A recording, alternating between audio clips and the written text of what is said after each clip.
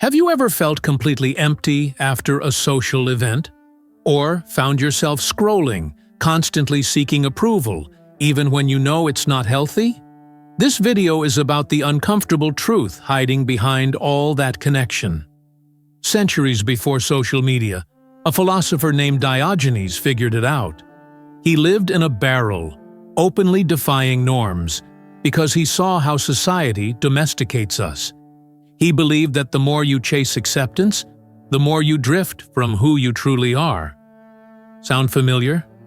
If you've ever put on a performance just to belong, you've stumbled into the trap of social hyperconnectivity. It's the invisible force making you betray your own mind, little by little. And here's the chilling part. You're probably doing it without even realizing it. The question is, do you even know who you are when no one's watching anymore? Stay with me. The answers might surprise you. Beyond superficial connections. What if all that chatter, those friendships and gatherings, aren't leading to wisdom, but pulling you into an abyss of emotional ignorance? I'm talking about the kind of ignorance that makes you betray yourself with a smile, turning you into a slave of superficiality, of the group, of what will they say? Ever feel strange or empty when you're alone? That's because you're unaccustomed to inhabiting your own mind without the constant echo of others. You're thinking with borrowed opinions, deciding based on external cues. Society doesn't want strong individuals, it wants functional cogs. To fit in, you must smooth your edges. And what are those edges? Your judgment, your identity, your truth. History's sharpest minds were often solitary. Coincidence? Unlikely. Deep thought demands silence, and silence clashes with constant sociability. This video won't teach you how to be more liked or charismatic. Quite the opposite. I'll reveal why striving for those things can be the ultimate self-betrayal. Sometimes, being the life of the party costs you your own soul. Diogenes despised pretense. He knew excessive words hide little truth, and too much company diminishes independent judgment. So, honestly, how much of your relationships are truly yours, and not just a reflection of your fear of being alone? The discomfort of truth. This video will shake you. It's not pleasant or comforting, but if you stick with it, you might start seeing sociability for what it truly is, a disguise we all wear. Get ready to question every conversation, every shared laugh, every automatic gesture. Not because they're necessarily fake, but because you'll realize how much of yourself you might be sacrificing. This isn't misanthropy, it's lucidity. It's a journey into the fear of isolation, and how that fear slowly molds you into just another copy of the system. The more social you are, the more susceptible you become to losing your sharp edge. If that bothers you, it's because you recognize a truth within it. Welcome. This isn't just a video, it's a fracture. What you do with it will no longer be influenced by external voices, but by your own. Ready to shed some connections and gain clarity? Perfect. Because what follows isn't a lesson, it's a mirror. And not everyone is prepared to look into it. The most profound problem? Most people don't even realize they're being domesticated. You don't need shackles when the mind prefers the crowd to freedom. The silent enemy, social validation. Here's the next enemy. Quieter, more elegant, more insidious. Social validation. It's the unspoken addiction. No one openly admits, "I just want to be approved." Instead, they post, they smile, they adopt opinions like a new shirt, all to fit a mold they never even examine. Validation isn't a compliment, it's a drug. To be validated, you must be predictable, comfortable. Validation doesn't demand intelligence, it demands conformity. The more you crave it, the more you diminish your capacity for independent thought. Real thinking, deep thinking, is dangerous. It distances you from the group, makes you seem strange, an outcast. You silence your inner voice to retain external approval. That's when the true dulling begins. Your mind can't be sharp when it's waiting for applause. Critical thought isn't born from praise. It's forged in conflict. But conflict is uncomfortable. It's lonely. It forces you to see yourself without social filters. Look around, observe how people laugh in unison, repeat ideas without digesting them, defend causes just because they're trending. Is that intelligence? No. It's obedience disguised as engagement. Here's the hardest truth.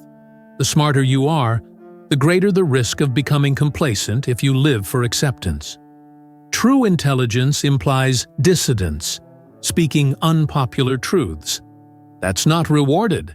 It's often punished with society's favorite weapon, symbolic isolation. They silence you with indifference, soft cancellations, that unsettling void when you don't follow the script. Most can't bear it. They'd rather vanish into the crowd than face the desert of authenticity. The cost of being you. Want proof? Watch someone in a group voice an unpopular opinion. You'll see their doubt, their rush to soften it. They don't fear being wrong, they fear being alone. We've traded the fear of error for the fear of isolation. Diogenes knew this. For him, freedom meant daring to stand firm in his convictions, alone if necessary. So, how much of what you think is truly yours? How many ideas have you adopted? How often have you stayed silent to appease a group you don't even respect? Validation is subtle submission. You believe you're communicating, but you're surrendering. True intelligence isn't just about what you know. It's about what you'll defend, even when isolated. This comes at a price. Exclusion. Whispers. Sociability isn't neutral. It's a net designed to soften your mental edges, making you acceptable, but also easily managed. This is why it's so hard to be brilliant and social simultaneously. There's an internal conflict, questioning versus craving belonging. When that tension becomes too much, comfort wins. And that's where true clarity dulls, not from ignorance, but from refusing to know more than what maintains a comfortable balance. Polite conformity, the diplomatic smile, the right phrase. These kill genuine thought. We chase artificial consensus, preferring a shared illusion to a solitary truth. This video isn't about being antisocial. It's about mental integrity, reclaiming your thoughts before the group dilutes them. It's not about hating others, but about detaching from their opinions to define yourself. The more you rely on external reflection, the blurrier your own image becomes. So, ask yourself, are you thinking or simply repeating? Are you truly yourself or what others expect? If you've reached this point, something within you remains untamed. The ultimate deception, self-betrayal. Just as you awaken, you uncover a deeper, more insidious layer. Socially assisted self-deception. It's a virus, disguised as virtue, more dangerous than external validation. You don't just deceive yourself, you do it with applause, likes, and approving glances that reinforce your narrative, even if it's rotting inside. The more social you become, the more versions of yourself you juggle. Eventually, you lose track of the real you. It's an endless performance, each setting demanding a different character. Everyone applauds the actor, but no one, not even you, knows the author. We've traded self-reflection for an audience. You no longer look inward, you look outward, seeking to please, to see how you appear on camera. Your reflection becomes just another mask, molded for society's approval circus. The truly chilling part? You adapt to this lie. Since everyone's doing it, no one feels strange. This is what unchecked sociability achieves. It standardizes thought, stifles dissent, sterilizes the soul. You become predictable, automated, an algorithm of yourself. Free will becomes a pretty myth. Consider your choices. How many were truly yours? How many ideas did you adopt because they were simply around you? What part of any of it is authentically you? The more social you are, the more external echoes you carry. And the more echoes, the less room for your own voice. This is how intelligence erodes, not by force, but by compliments. Not by violence, but by soft norms and sweet expectations. They tame you with approval, and you willingly surrender control. You don't even notice the process. There's no pain, only comfort. What do brilliant minds do when this noise becomes unbearable? They flee. They isolate. Not from hate, but for mental hygiene. Too much understanding of the world becomes toxic when you can't breathe without pleasing it. That's why thinkers withdraw. Being truly aware in a superficial world is a sentence. This isn't taught in schools, but seeing clearly comes at a price. The exile of the social soul. This exile is crucial. It's the only way to detox from constant external stimulus, from judgment disguised as conversation. Often, talking to others is just an exchange of veiled judgments, noise to escape being alone with oneself. The ultimate test: solitude and self-discovery. Want to know if you're truly compromised? Try this brutal exercise. A week with no talking, no social media, no external validation, no witnesses. Just you and your thoughts. If you feel yourself unraveling, you're not alone. You're lost. In that unobserved void, your dependencies, contradictions, and masks will surface. But if you're strong, if you endure, if you don't flee back to the noise, you might finally begin to think, truly. When you think unfiltered, without an audience, without needing to be understood, something profound happens. You stop being merely social and become authentic.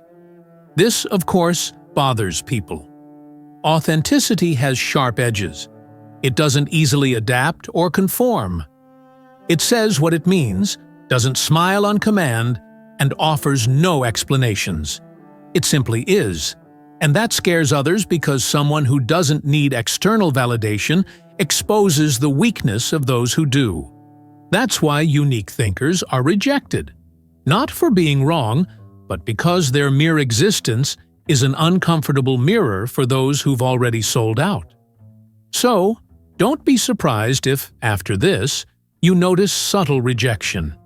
If some distance themselves or laugh nervously when you speak from depth, you're breaking the unspoken contract of social mediocrity. Fake enough for everyone to be comfortable. But you can't fake it anymore. And as painful as this is, it's the first step toward clarity. The final threshold: brutal responsibility. Now that you've come this far, let me guide you to a place few ever reach. Brutal responsibility for your own mind. Here, there's no comfort, no blaming others, no hiding. Once you see, you can't unsee. Once you understand how your identity is shaped by others, there's no going back. The scariest part? You can retreat. Close this. Pretend nothing happened. Return to your group, your jokes, your masks. No one else will know. But you will. You'll know you betrayed yourself. That awareness is either your downfall or your rebirth. There's no middle ground. I offer no promises of success. Only this: the less you depend on being understood, the freer you'll be. Don't confuse freedom with loneliness. It's not about being alone. It's about being whole, free from external adornment. It's about observing the group, smiling if you wish, but never kneeling again. Next time someone tells you to be more social, don't answer.